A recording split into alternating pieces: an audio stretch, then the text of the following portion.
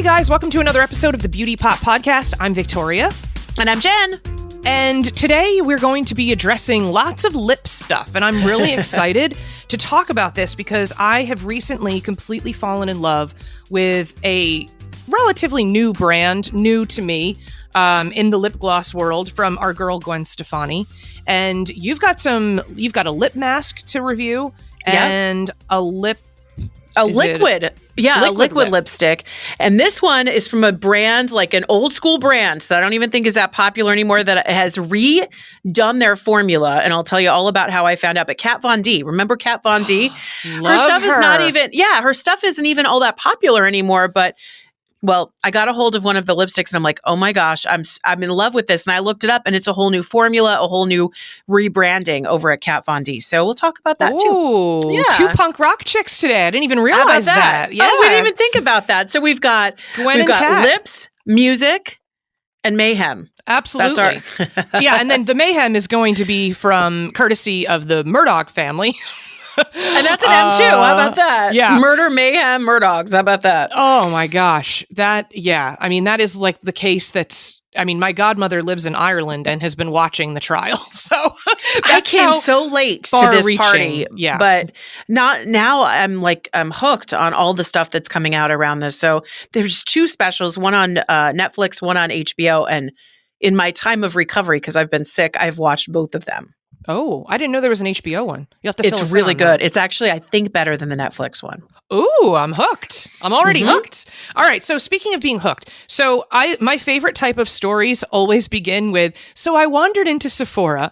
Yeah. And that's like always like the best day. $200 later. Oh, always. Yeah. So like those are my favorite kind of stories. But I had to go to an event, I want to say like a month or so ago.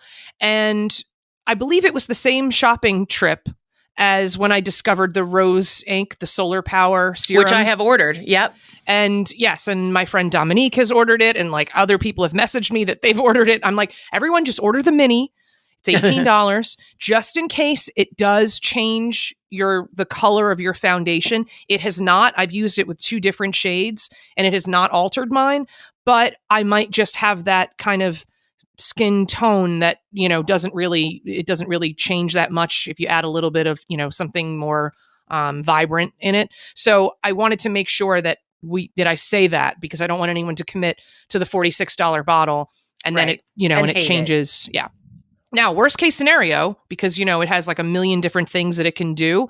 If it does change, if it alters your foundation to a color or a shade that you don't really like, then you can definitely adjust how much you mix in, but it's also on its own, what it is a sunscreen serum. So just use it every day as your SPF 30 and just right over your moisturizer and you'll have a glow and you won't need makeup with it. So that's sort of like, it's kind of a fail safe, like it's, if it doesn't work out in the foundation, then you can use it on its own. You've got a backup plan. Yeah. So, and because I don't like, I'm a Leo rising, so budget is like not a word that I enjoy, but I don't like wasting money on frivolous stuff. I get upset with myself if I buy a product that is too expensive and it ends up not working and I am too lazy to take it back or whatever. That's the other thing. You can also return stuff to Sephora. Anyway, so on the same trip, I needed some new lip gloss because my tried and true Buxom lip gloss, which I have used for at least 15 years, maybe. Oh yeah. It's great. Right? We talked about both loving that one. That's the great lip plumping, glossy, very pretty color. It's very reflective. It's a nice formula. Yep. It's been around forever. So I ran out of it. And when I went to Sephora, they didn't have the shade, which I forget the name of it, but it's a very pale blush pink. That's kind of all I wear. I have very thin lips. I don't like wearing any kind of dark color.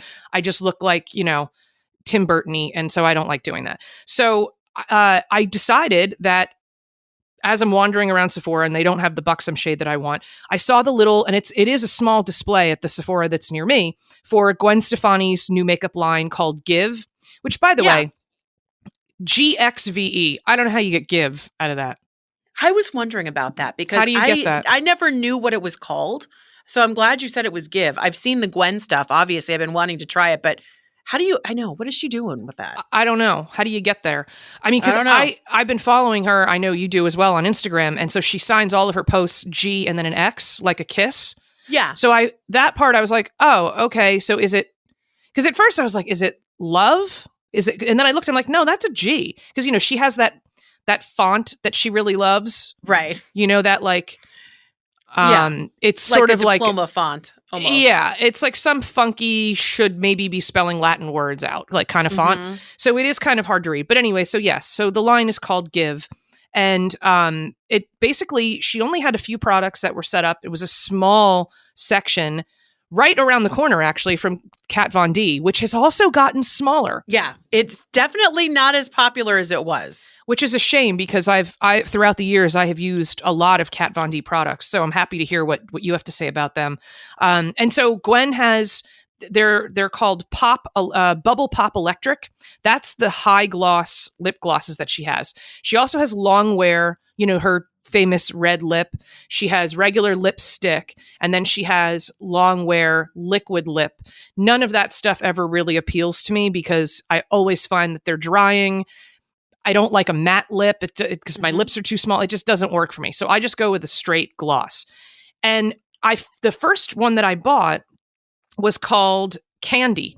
And I don't know if you can see it on camera there. It's like that's pretty.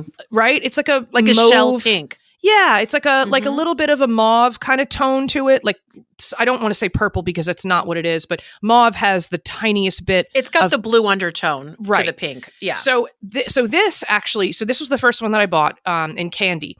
And I tried it on my hand in the store and I immediately fell in love with the shine. It has so much shine to it, and not a glitter shine, like an actual shine. So and then when I got home and I tried it on, I was like, oh my God, this is the best lip gloss I've ever tried. And Lewis laughs at me because we were in the car going somewhere the first night that I had it. And I just kept reapplying it because it feels so good. I would say of any lip gloss, like the Buxom is a little bit thicker. It's sticky. It's a little sticky. This is not sticky. This is very slick, but it stays on. And I'm not really sure how, but it's for the amount of slickness to it, it stays on. It has the most wonderful scent, which I know is a weird thing to say when you're reviewing lip gloss, but it almost smells like candy, but not too sweet. It's just like I don't know. You're the sommelier, so you've got a trained nose. I can't wait for you to smell this sometime if you're in a Sephora, because there's a very distinct scent to it. And then the other ones all have the same scent, but it has this just incredible luxurious feel. The shine stays, even if you're drinking a cocktail, it doesn't all just transfer immediately to the glass. It actually stays on. And it just, the way that it glides on. And the other thing that I love, the applicator sponge, which I don't know if you can, am I holding it up there? Yeah. Oh yeah. It's like a little brush. Yeah. It's like it's a mix between a sponge and a brush. And it also is very, it has a lot of, I don't know what the right word is, but it's sturdy. It's very sturdy. Cause you know how sometimes they go on and they're very flimsy, you know, and they kind of, the tips will kind of flop around a little bit, and it doesn't really, it's harder to get a more specific application. This is on the much, much sturdier side. And I'm specifically thinking of Lisa Rinna. The Rinna Beauty lip glosses, I like the gloss, hate the brush. Like, yeah, the brush was, because you gave me one of those. The brush was kind of all over the place. I feel bad. The gloss is really nice. The gloss is good, but I really like the color. Yeah, the gloss is good, and she's got good colors. But that brush, it doesn't. I mean, I feel bad because I gave this to you as a gift, so I don't want to say like it feels really cheap, but it does. It's very flimsy, and it just felt really cheap. So, and that's one of the things that I've also liked about Buxom. That applicator is very sturdy. Hardcore. Yeah, it's great. And so Gwen's right on par with that. And it's just it's just such an amazing formula that I couldn't resist. I went back, I bought a second color. This one is a lighter pink too. This one's called Dolled Up. And I found this one because Gwen did a video and she said she wears Dolled Up every day. So if you ever see Gwen with a pale pink glossy lip, that's what she's wearing. She wears Dolled Up. The one thing I didn't get a chance to buy yet, which I am excited to try, you know how we've been talking about, like, when we did the lip plumping episode, we talked about how when I think of Gwen Stefani, I think of Jennifer Lopez, especially with the overlining. Yeah, they overline their lip. Yeah. Mm-hmm. Yeah. So to give that fuller, that fuller look. Well, it's kind of genius because Gwen actually makes an over lip liner. So the only thing is, though, I only found it in 2 different shades. And the one shade she wears, I believe she's wearing it underneath the dolled up shade of lip gloss, but it's called Pout to Get Real. And it's an overlining lip liner. So on one end of it, it has like a little, almost like a little, it looks kind of like an eyebrow pencil. It has that same shape. And so so you can fill in and overline. And then on the other end of it, which I've not seen this before, but on the other end of it is a brush that actually, once you have everything lined, and she gives instructions, like step-by-step instructions on how to overline the lip. Oh, that's cool. Yeah. Right? Like the way that she does it. I never even thought about in the corners the way that she does it with this. Mm-hmm. And then you take the little brush end and then you fill it all in, and she calls it blend diffusing. It in. Yeah. And so from that point on, it only comes in 2 colors right now. One is the Pout to Get Real, which is a beigey. I have a weird feeling it's going to be a little too brown for my lips. But that's what she uses. She has a different kind of skin tone. She's got a little more on the Kardashian, that they all kind of have that same undertone of all their their nudes have a little bit very of brown. Yeah, and there's orange. There's more of an orange there. And then the other color she has, which naturally she would have to have a red one, is the what's that one called? Yeah, it basically just comes in either red or it's called Say Whatever. It's a blue based red. So if you like a red lip, this is going to be a really good liner for you. And that's her jam. And that's her jam. I always feel so weird with red lips. I don't know why. It freaks me out. It's not my thing. It's my friend Allie she's the rare combination, like a Julia Roberts. She has reddish auburn hair and she wears a red lip. It's like her signature thing. And it looks amazing on her. It looks like she gets compliments everywhere she goes. And so, and it's a great look for her. I don't know, just doesn't really work for me. So I feel really weird about it too. Sometimes I'll do a dark red or a dark color lip, but just the red is, I don't know. I always feel like a clown in the red. Yeah, it's and if you have tiny lips like I do, I mean, talk about like I'd look like, the Queen of Hearts from, Alice in Wonderland. It's just emphasizing something that you don't want to emphasize, pretty much. Right. So I'm hoping that, and so the other color is called Do Whatever. It's called Neutral Beige. I hope that as the line expands, and she sort of is, I think she's doing it in a smart way. She's dropping like 4 colors of a product at a time. So it's not this like deluge of, oh my God, it's so overwhelming and there's so much stock. So I think it's smart the way she's approaching it to have just a red and sort of a neutral. But for now, until she comes up with a better, for me, color, Gwen, get on that. I have always liked the Christian Dior neutrals. And when you and I went to the Gracie Awards last year, I did a neutral lip. And this, probably can see it there. Yeah, that's pretty.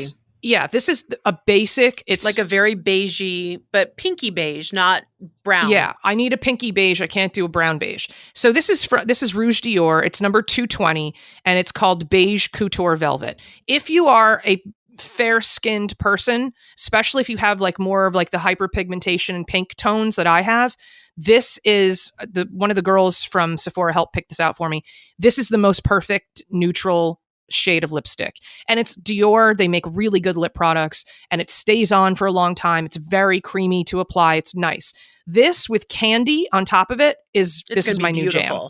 Yeah, it's my new jam. Gorgeous. Yeah. The only downside is with Dolled Up, the pink, the brighter pink one that Gwen wears all the time, it doesn't look good over the Dior because the Dior has more of the blue base, and this is a real pop of like bubblegum pink, and it kind of defeats the purpose. So I'm on a mission to find a liner or a base for Dolled Up. So again, Gwen, Hear my call. Get on it. I know. Get on Let's it. go. Get on it, Gwen. But those are two, I'm telling you, if you are a lip gloss person like I am, I'm almost exclusively lip gloss with the exception of like the Dior lipstick that I use. This is literally the best lip gloss I've ever tried. I just cannot say enough great things about it. I love it. Honorable mention will go to, on the same trip, I tried Fenty. Rihanna's brand Fenty, which has made her now a billionaire, and they have a lot of great products. They have a high shine lip gloss as well. And I liked the formula. I got a couple different shades and I put it on the back of my hand and I really liked it. But they just didn't have the shade that I was looking for. See, I have a pink from Fenty that I really, really liked the color.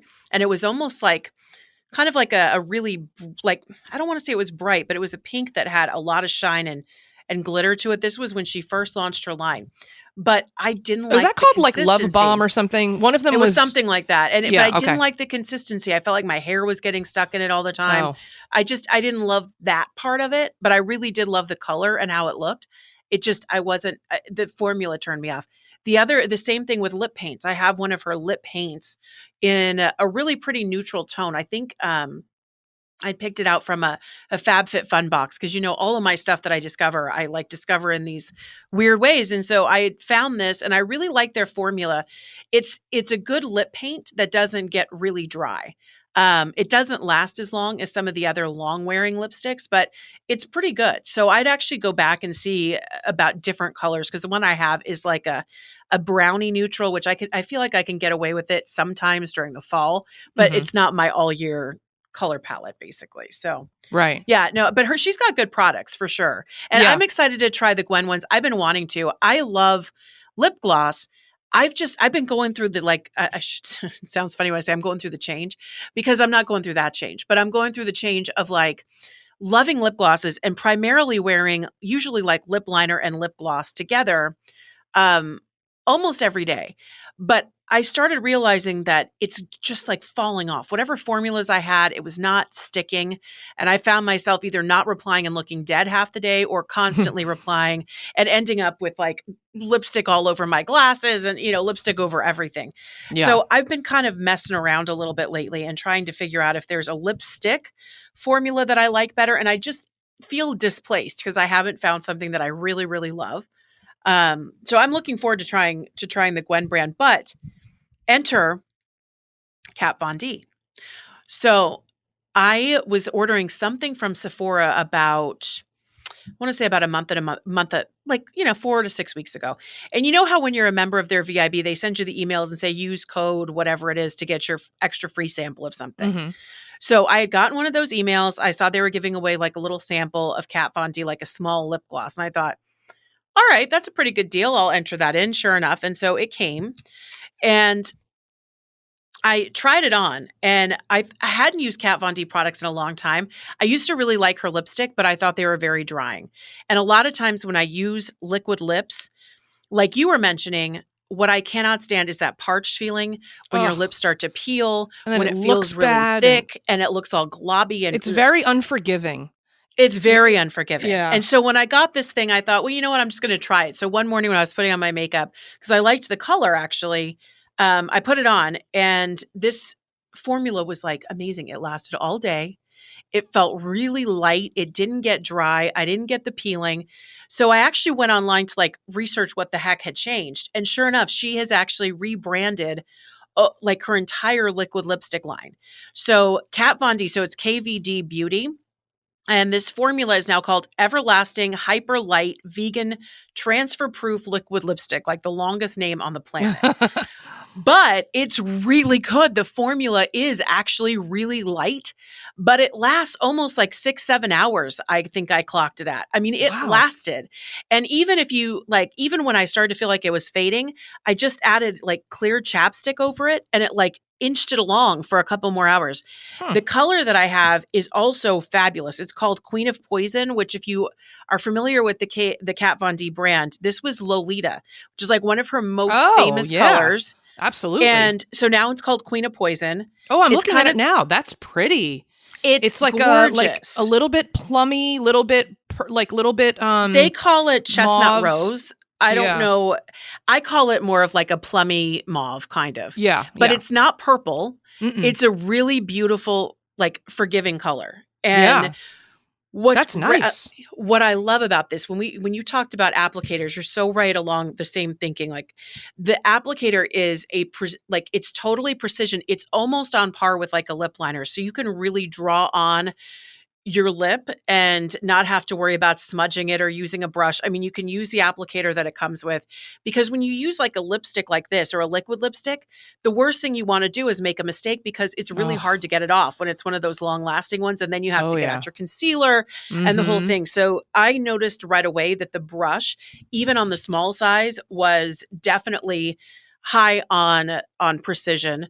The formula, again, really lasting. It's more of a velvet feel than it is like a really drying lipstick, but I love the fact that it doesn't transfer. It's not getting all over my cup, because I'm always carrying around one of my my reusable cups and all that stuff. And it just stayed where it was supposed to stay. And literally, you got a few extra hours out of it. If you put a little gloss or a little chapstick over it towards the end, it kind of ekes it out. And so I was looking to see what they brand themselves as now, and they say it's all day comfort, which I totally agree. They use raspberry stem cells to nourish the lips. That's part of what the brand claims. And it's just a really nice formula. And the color, I think, is really beautiful. They have about a bazillion colors. I mean, you can get from light pink to green. I mean, they have like everything on their website, but this color particularly is really nice. And the other thing I think because this is one of their more like iconic colors, you can get a small size for $13. Oh, I so love you can either buy the big one for 23, or they have, I don't know if they do it in multiples, but in this particular color, which I'm telling you, I think would flatter most skin types. I think it's the type of color that would look good on anybody. It's $13 for the small one. So That's you can get the mini, which is the one that I have, and I'm still using it from 6 weeks ago. It's still going, and I'm using it quite a bit, like almost every day, because it matches most colors. It's that really nondescript, but like nice rosy mauve color that can work with either brown eye, with your, like if you're doing more neutral eyes, or if you're doing something smokier, it works for both. So I really like it. Yeah, I'm a fan. It's like reintroducing myself to Kat Von D. I haven't used her products in a really long time. So because of that, when I needed an eyeliner, now I've got her liquid eyeliner that I'm going to try when I get my next Sephora that's order. My jam. So we'll see how it goes. Okay, so the Kat Von D liquid eyeliner. If you like to do a liquid eyeliner, it's about the one thing in the makeup realm that I don't completely screw up. Like I can actually do my own, like a good cat eye. That is, I have tried every liquid formula out there. I've tried the Kohl pencil from Chanel, which was not bad. The Kohl pencil from Lancome, which was a little bit better. It kind of gives you a little bit of a look of the liquid, but if you really want that liquid that, has almost like that little bit of a shine to it. Her Kat Von D's liquid eyeliner, don't search anymore. Just go right to it. And it comes in 2 different sizes. You can get the small one, which I think might be around $13, or the full size one, which is probably like 28 or something. And I just bought another tube of it. It has almost like, I mean, it has the most precise point to it, almost like a quill pen, like when like back in the day, like when you see like the actual quill of a feather or whatever, you go to like Colonial Williamsburg. That's kind of what it looks like, which makes it really easy to be precise. And the formula stays. It looks great. It doesn't fade at all, like throughout the day. Like I've worn it for events all night long, slept in it, and it still looked good the next morning. I think you're going to love it if you haven't tried it. If I've tried it, it's been forever. So I'm super excited to give it a try again. I just went back to it as well because I haven't done, because of COVID, like where am I going with a cat eye? So, but I just wanted to do one when we had to go to an event a couple months ago, and I was looking all through all my makeup stuff and I couldn't find it. And somewhere along the line, it either got old and I tossed it, or it got lost somewhere. So I had to go and buy one again. And that's how I noticed that the display, which used to be, I don't know what they're called, but like they have those big chunky display stands. It's like an aisle, like a mini kind of aisle. Yeah, that they she used to have her own aisle. She had a whole one. I know. So now it's definitely a lot smaller. I seem to remember, and don't quote me on this, but I thought that somebody came in and bought her company and there was some sort of financial problem there. Maybe there was a divorce. I don't know. There was something that I'm like kind of remembering now from back in the day that may have stunted the growth of the company. But I love that they make better lipstick now. Well, then see, that also kind of happens a lot when like a bigger company comes in and buys them, like, remember, I mean, it can go either way. A lot of times a smaller company will get bought by a bigger company and then the product, the quality goes way downhill. That happened when I used to buy the original lip kits from Kylie Jenner, when she had that huge $1 billion deal with Coty, and then she had to get out of it and she had to change all the formulas and the repackage and the whole thing. And Kim Kardashian had to do the same thing with her Kim, whatever it was called, Kim Makeup, KKW, which now she's probably rebranded that to get rid of the W. But that happens a lot. So maybe a bigger company did come in and bought it and bought Kat Von D and maybe made it better, because they just basically use existing formulas and then they add, her colors or whatever. Or it could just be because I noticed that it's very vegan. The whole thing, the whole line is vegan. Yeah. So I'm assuming it was probably always that way, but I can't be sure. I don't know. I think so. I would think so with her, but I don't know for sure. I do love it because you know what? I don't need all those animal fats in my lipstick. It's really freaky when you think about what kind of disgusting stuff they use. Oh. So I actually am happy to see that. Yeah. And especially with something that really was a surprise. I thought, I'm not going to really love this, but now I will actually go back and buy some additional colors. The other thing that I just found, because I was, and you can maybe hear in my voice, a little sick still with some sort of plague that has been going around, not COVID, but something else. I don't know. But I've been part of the mouth breather club over the last week and a half, because it's been a chest cold, and the sinuses and all that. So my lips got really dry. And I think I've told you this. I'm a Burt's Bees girl, but there's only so much that you can slather on top of chapped up, nasty lips. It's like it just sits there. And so I was going crazy. Like, I think it was a Sunday. And I was just like, I can't handle this anymore. My lips are disgusting.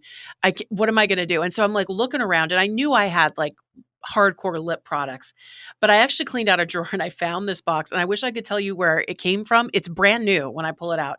It's from a company called NCLA Beauty, which I looked up because I like the product. They're female run.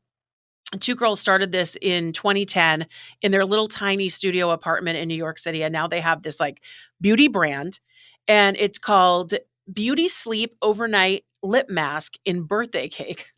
Ooh. $17. It's awesome. It's got mango seed butter. It's got vitamin D. It's got shea butter. It too is a vegan product.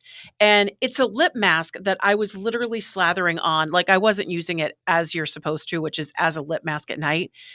Victoria, I probably took it and put it on the lower half of my face from like the nose down, because I was so desperate and I was so dried out from blowing my nose constantly and breathing through my mouth and just, ugh.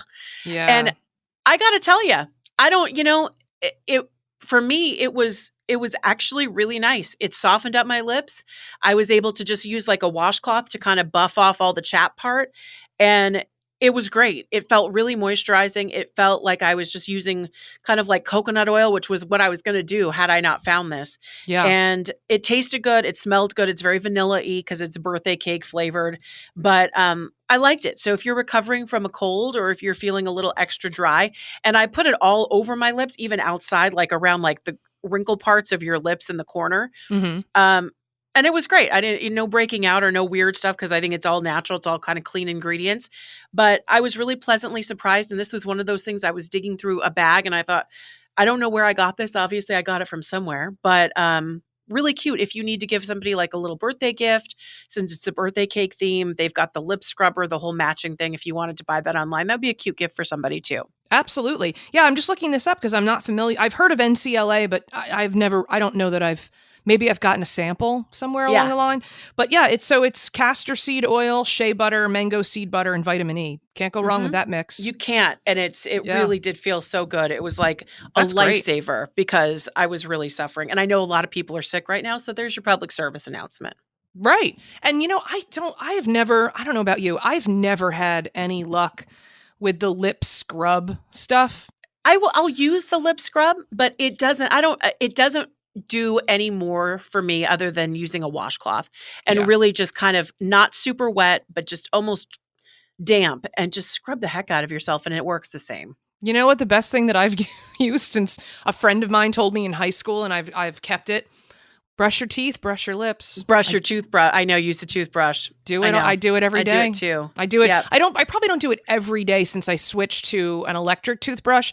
But when I turn the electric toothbrush off, and then I'll do an extra brush on my tongue, I always do the lips as well.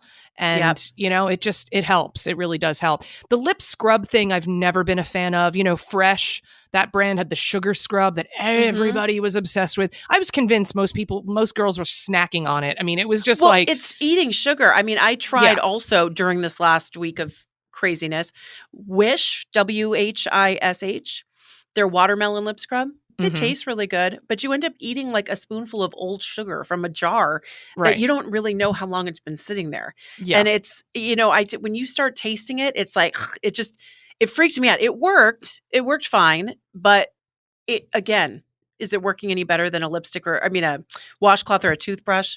Not really. Right.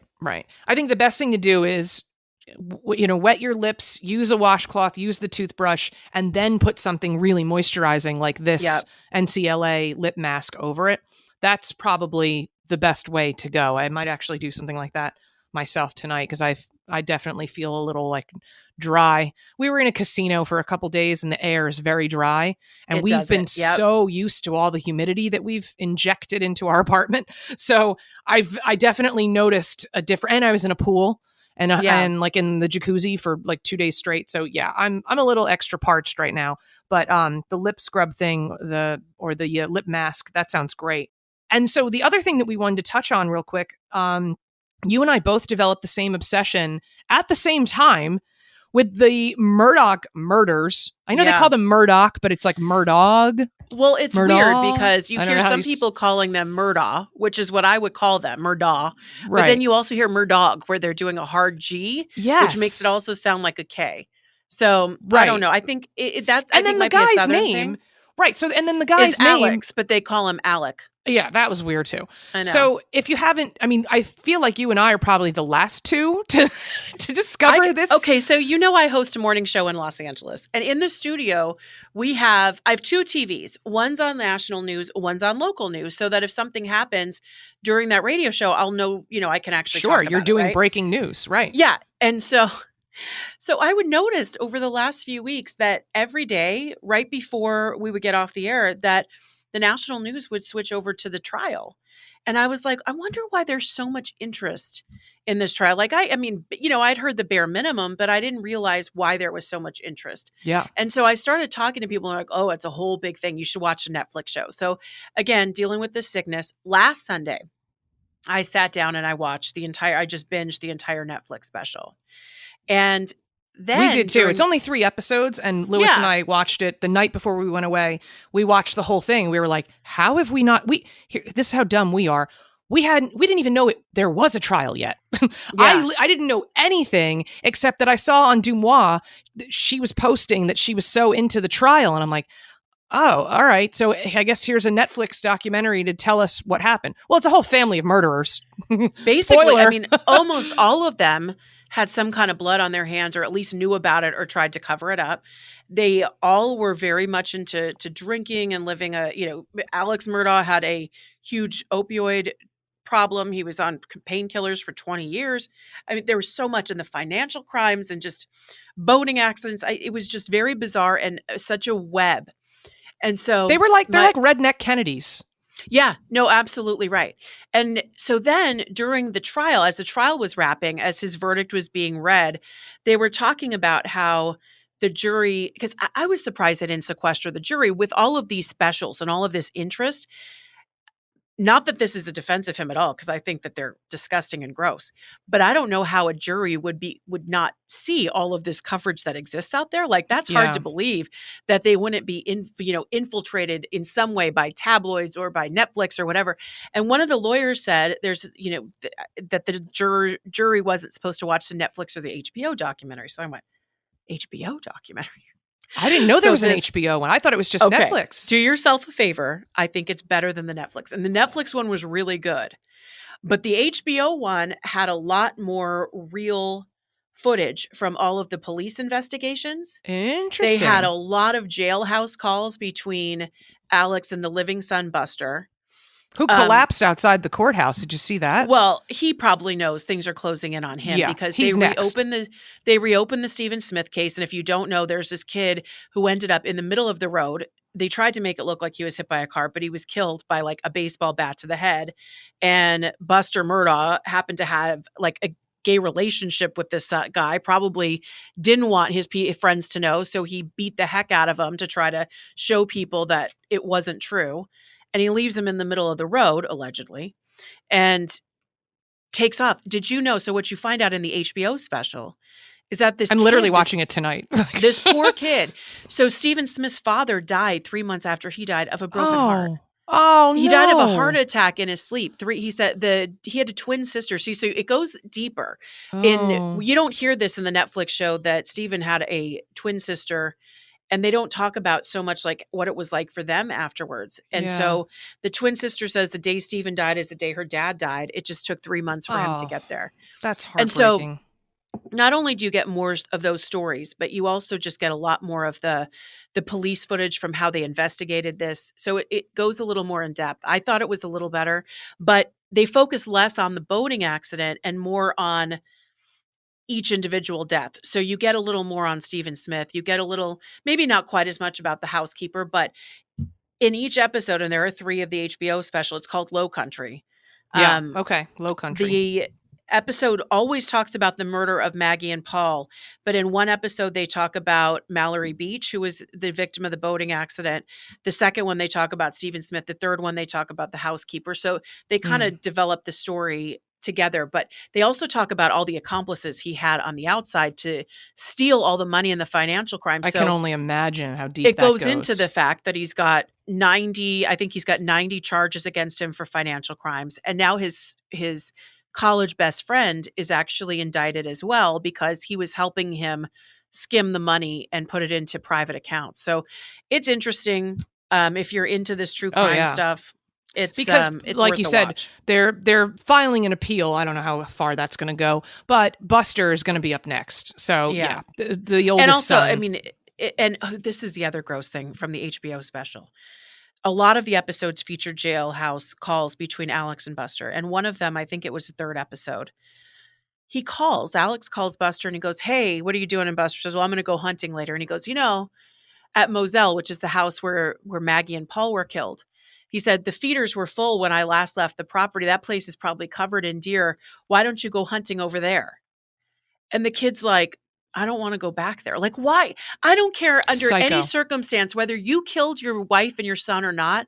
Why would you ask your eldest son if he wants to go back to where his mother and his brother died? Like, who would want to go back there? It's a whole family of nut jobs. A whole family. Yeah, I know. So bizarre. Jeez. Well, I am going to watch that because I can't get enough of true crime stuff, I guess. I know. It's wild how I feel like COVID made true crime. And I know true crime stuff obviously existed before COVID, but I feel like COVID really put it into like the number 1 category for documentaries and podcasts and all kinds of stuff.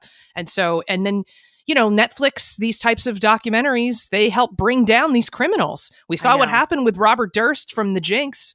That's probably the most high profile until now with the Murdaugh thing. This was the number 1 documentary like in 80 something countries. It was something insane. Everyone around the world was watching this. Where you look at the silver lining is that this family was so ingrained in the infrastructure of this town of Hampton County that putting some light on it is probably going to make it a lot easier to get convictions or to get indictments and to get them properly charged.